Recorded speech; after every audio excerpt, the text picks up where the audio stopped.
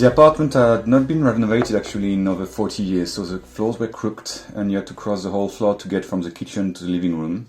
Everything was off.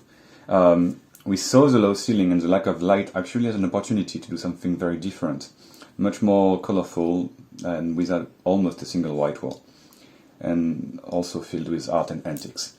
A small but very happy box in a way, with inspiration from the Empire style, the Italian 70s, a bit of 18th century and creations from my own practice at Rinck. So this wallpaper was created by Rinck for Fremantle. It is inspired by the full-scale sketches or what woodcarvers do at Rinck in the workshop prior to start working on the classical element in carving.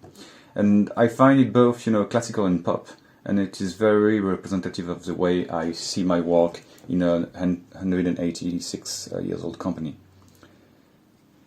We usually have a lot of flowers in the apartment. We only stay there for a few nights during the week, and we spend a lot of time in the countryside where I garden.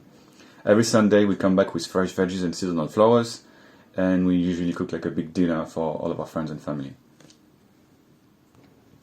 So the main thing here is the sofa. It's inspired by a recreation from 1973, and I had fun covering it with one of the fabrics we created for Maison Thévenon 2 years ago, which is a French editor. The fabric itself is a nod to 1930s modernist wallpapers. Around it we installed a coffee table from our 22 collection, 1970s Italian palm tree sideboard, a coat cabinet covered with a walnut bell veneers from the 50s, and a few art pieces such as the portrait of Romina or a small painting by Simon Buret, one of my favorite artists. Behind the sofa hangs this massive and beautiful 19th century Japanese screen. We got it at auction, and actually the sizing was completely wrong on the website, as it was an online sale. It gave the size of one panel only, and there are 6, so it was so big I disassembled 2 panels and reused them in a corridor next to the bedroom, but in the end it really works, being like such a dramatic and big effect here. So it's all about curves here. The one imposed by architecture, which is this round wall caused by the stairway hole on the other side, and the ones we created to have a dialogue with it, which are the 2 arches on the door to the corridor and on the hatch through the wall leading to the living room. And of course there is the round glass lighting, handmade in France and designed by Sophia Taillet.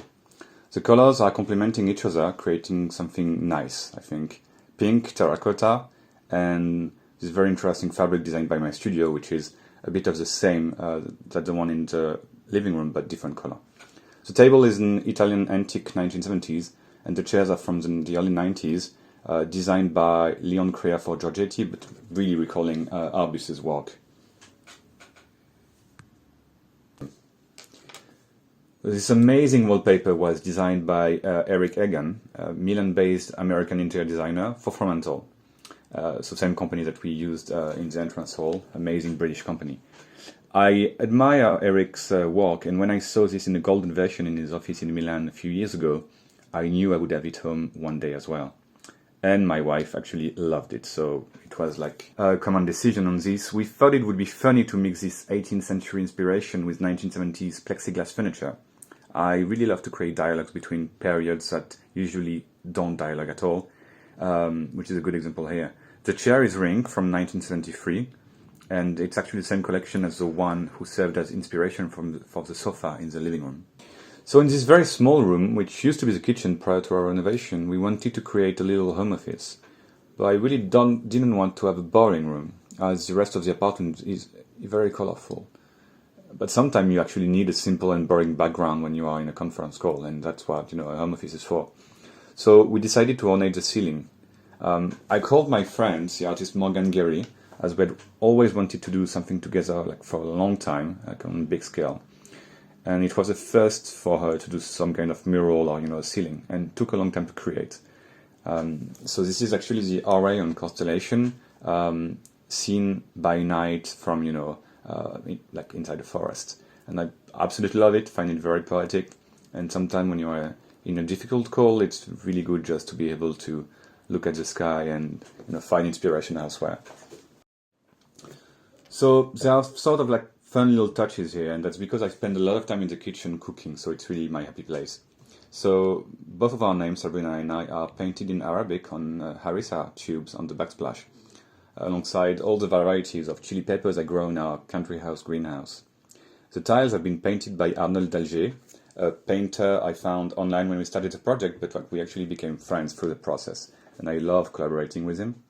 And there is another very cool detail, which is a baseboard, all painted in faux malachite. It's wonderful to have your designs cross-pollinate between your home and work life. I think I have expressed a lot of things in the apartment that we kept on exploring in the gallery. On the fireplace, for example, I have asked Arnold Dalger, the same artist who worked in my kitchen, to create an ornamental language on the tiles. It's inspired by our bronze cast archives. Rinck is almost 200 years old, so you can imagine the amount of archives coming from old projects. We have also commissioned the artist Morgan Gary for a beautiful watercolor screen, and she's the one who painted our home office ceiling.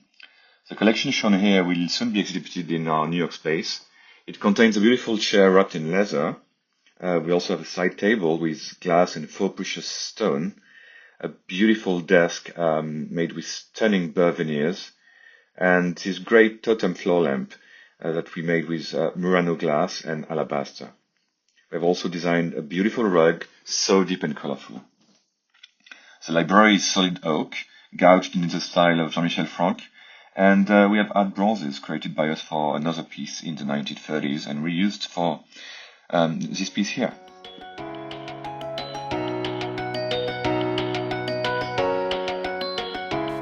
Don't miss another video visit.